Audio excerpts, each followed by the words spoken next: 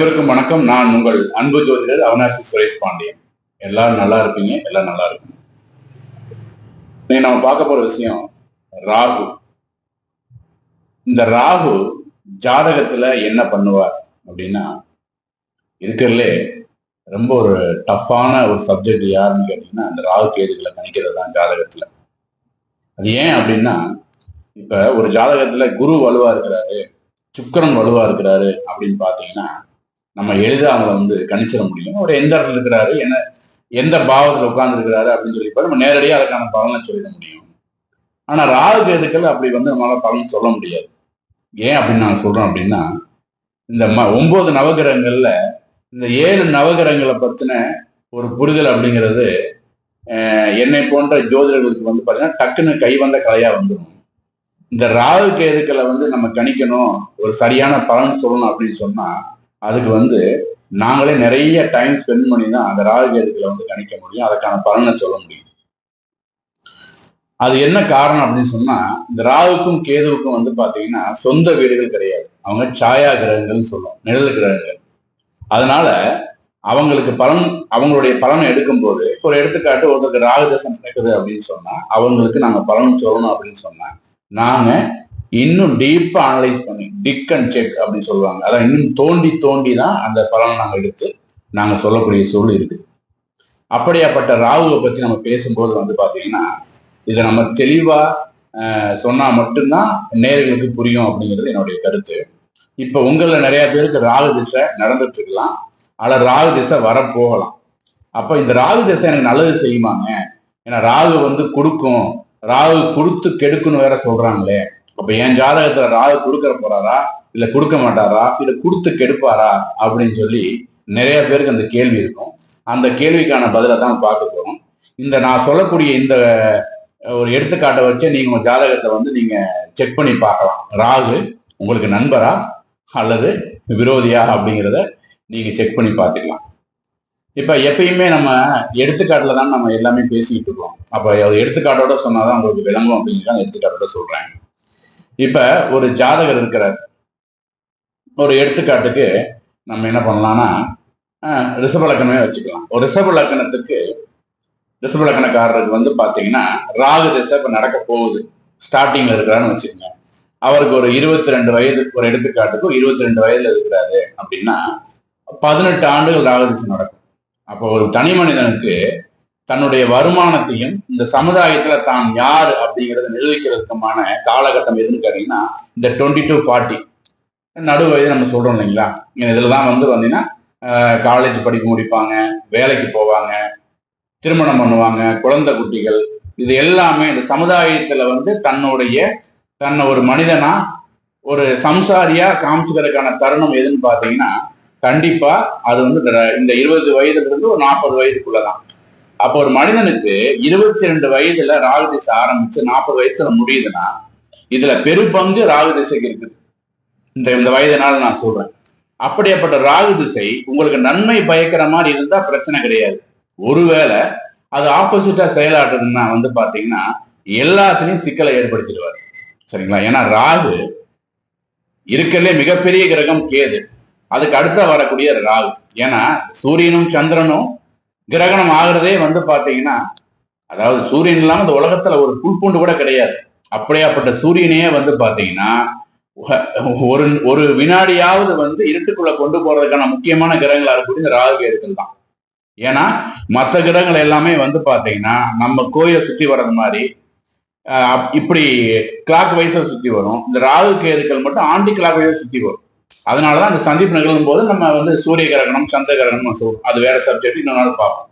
அந்த முக்கியத்துவத்துக்காக அந்த விஷயத்த நான் சொல்றேன். அப்படியாப்பட்ட ராகு உங்களை திசை நடத்தும் போது அவர் நல்ல நிலைமையில நடத்துறாரா இல்ல ஏதாவது சிக்கலை கொடுக்க போறாராங்கிறத உங்க சுயஜாதத்தை வச்சு நீங்க கம்பேர் பண்ணிக்கலாம்.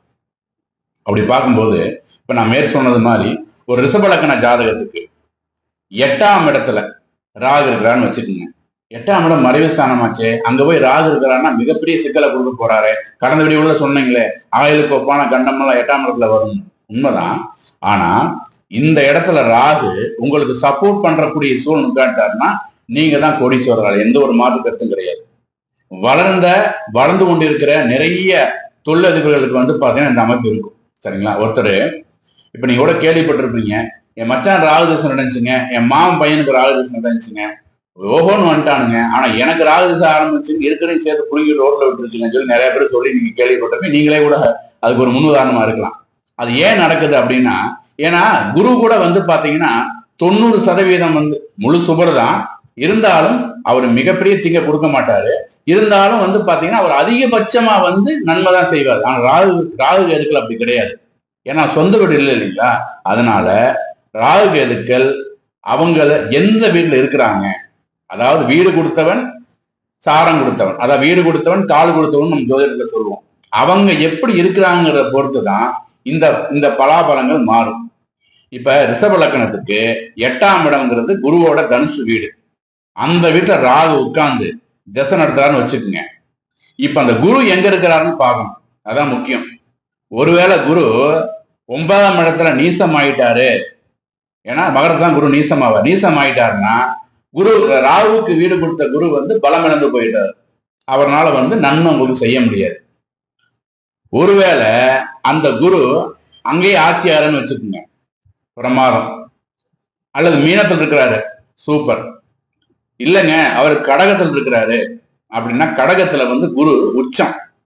அப்ப ராகுக்கு வீடு கொடுத்தவன் உச்சமாகும் போது தவிர்க்க முடியாத பட்சத்துக்கு நீங்க கொடி சொன்னாங்க, அதுல எந்த ஒரு மாற்று கருத்தும் கிடையாது. உங்க ஜாதகம் செக் பண்ணி பார்க்கலாம். ராகு திசை 18 வருஷம் நடக்குது. இந்த 18 வருஷத்துல நீங்க எப்ப அந்த பலனை நீங்க அனுபவிக்கீங்க அப்படின்னு பாத்தீங்கன்னா, அதுக்கு அந்த குருவுக்கு, அதாவது குரு வீட்டுல ராகு இருக்கிறாரு, ராகுவுக்கு கால் கொடுத்த, அதை நட்சத்திரம் கொடுத்த சாரநாதன் யாருன்னு பாருங்க. ஒருவேளை இந்த ராகு வந்து பூராட நட்சத்திரம் நிற்கிறான்னு வச்சுக்கோங்க. பூராட நட்சத்திரம் யாரு? சுக்கிரனுடைய நட்சத்திரம். அந்த நட்சத்திரத்து அதிபதி ஒருவேளை உங்க லக்கணாதிபதி அவரு தான், சுக்கிரன் தான். அவரு ரிஷபத்திலேயோ அல்லது துலாம்லயோ, நான் சுக்கிரனை சொல்றேன், துலாம்லயோ அல்லது குருவோட வீடான மீனத்துல வந்து உச்சமாயிட்டான்னு வச்சுக்கோங்க. இதாங்க டபுள் ப்ரமோஷன். நீங்க தொட்டதெல்லாம் தொடங்கும். இப்ப சமயத்துக்குள்ள பாத்தீங்கன்னா, சமயமுள்ள 2020 காலகட்டங்கள்ல நம்ம கொரோனால எல்லாரும் அவதிப்பட்டு இருக்கும் போது இந்த ஊர் உலகமே கஷ்டப்பட்டு இருந்துச்சு. ஆனா நிறைய ஹாஸ்பிட்டல் வந்து பாத்தீங்கன்னா ஒரு பேச 2 பேச வச்சு பார்த்துட்டு எத்தனையோ ஹாஸ்பிட்டல் வந்து பாத்தீங்கன்னா மலை கட்டி பெரிய ஹாஸ்பிட்டலா மாறி இருக்கு. ஏன்னா ரூம் கிடைக்காம இந்த கொரோனா பேஷண்ட வச்சு எத்தனை பேர் தடுமாறிட்டு இருந்தாங்க. ஸோ இந்த மாதிரி அமைப்புலாம் திடீர்னு அவங்கள மேல் நோக்கி தூக்கி விடுறதுலாம் இதெல்லாம் இருக்கும். அப்புறம் இந்த கொரோனா டைம்ல வந்து கிட்டு தயார் பண்ணி விட்டவங்க, இதெல்லாம் என்னன்னு கேட்டீங்கன்னா, இந்த ராகுங்கிறதே வந்து பாத்தீங்கன்னா நம்ம முன்னாடி நிறைய வீடு நம்ம சொல்லியிருப்போம். அதாவது யதார்த்தத்துக்கு புறம்பான விதத்துல உங்களை மேல தூக்கி விடும். சரிங்களா? அதாவது இந்த சமுதாயம் இதை செய்தால் தவறுன்னு சொல்லக்கூடிய விஷயத்துல உங்களை வந்து இன்வால்வ் பண்ணி உங்களை கோடீஸ்வரன் ஆக்கி விட்டு போயிடும். இந்த மைனிங்னு சொல்லக்கூடியது, மணல் இது, ரேஷன் கடையிலிருந்து அரிசியை வந்து இது எல்லாமே வந்து பாத்தீங்கன்னா மறைமுகமாவே செய்தாலும் கூட அதற்கான பிரதிபலன்கள் வந்து மிக அதிகமா இருக்கும். அப்ப நெகட்டிவா மட்டும் தான் சார் செய்யுமா, நேரடியா செய்யாதானா? அதுதான் மறுபடியும் அதுக்குதான் வரேன். இந்த ராகு எந்த வீட்டுல இருக்கிறாரு, யாருடைய சாரம் வாங்கியிருக்காங்கிற பொறுத்து அதுல உங்களை உயர்த்தும். சரிங்களா? அப்ப உங்களுக்கு ராகு திசை நடக்குதுங்கன்னா நீங்க மெயினா பார்க்க வேண்டியது ராகு எங்க இருக்கிறாருங்கிற மட்டும் இல்லாம அவர் லக்கணத்துக்கு 8ஆம் இடத்துல இருக்கிறாரா, 6ஆம் இடத்துல இருக்கிறாரா, 2ல இருக்கிறாரா, 5ல இருக்கிறாரா. நீங்க 2வது முதல்ல பார்க்க வேண்டியது ராகுக்கு வீடு கொடுத்தவன் எங்க இருக்கிறான், அவனுக்கு சாரம் கொடுத்தவன் எங்க இருக்கு. இந்த 2 விஷயத்த இவங்க 2 பேரும் பலமா இருக்கிறாங்கிற பட்சத்துல அல்லது 2ல் யாராவது ஒருத்தராவது பலமா இருந்தா உங்களுக்கு பாசமா இருக்குதான் இந்த ராகு திசை மிகப்பெரிய வெற்றியை கொடுக்கும். இப்ப நான் சொன்னது மாதிரி லக்கணத்துக்கு 8ஆம் இடத்துல குருவோட வீட்டுல தனுசுல ராகு உட்கார்ந்து அவருக்கு கால் கொடுத்த அந்த பூராட நட்சத்திரத்து அதிபதி சுக்கிரன் வந்து ஆட்சியை உச்சம் ஆகுறாருன்னா இந்த ராகு திசையில சுக்கிரம் புத்தின்னு ஒண்ணு வரும். பிரமாதமா இருக்கும். 36 மாசம் பிரமாதமா இருக்கும். அதே மாதிரி ராகு திசையில குரு புத்தி, அதுவும் சூப்பரா இருக்கும். அப்ப 18 ஆண்டுகள்ல 18 ஆண்டுகள் கொடுக்க வேண்டிய அந்த பிரதிபலனை, அந்த பலாபலனை வந்து பாத்தீங்கன்னா இந்த புத்தி காலத்திலே வந்து உங்களை மிகைப்படுத்தி கொடுத்துட்டு போயிடுவார். சரிங்களா? அப்ப ராகு திசை உங்கள் ஜாதகத்தில் எவ்வாறு வேலை செய்ய போகிறது அப்படி என்பதை தெரிந்து கொண்டு நீங்களும் வாழ்க்கையில முன்னேற வேண்டும், வெற்றி அடைய வேண்டும் என்று நானும் வாழ்த்துகிறேன். மீண்டும் ஒரு நல்ல தலைப்பில் உங்களை சந்திக்கும் வரை உங்களிருந்து விடைபெற்றுக் கொள்வது உங்கள் அன்பு ஜோதிடர் அவினாசி சுரேஷ் பாண்டியன். வாழ்க வளமுடன்.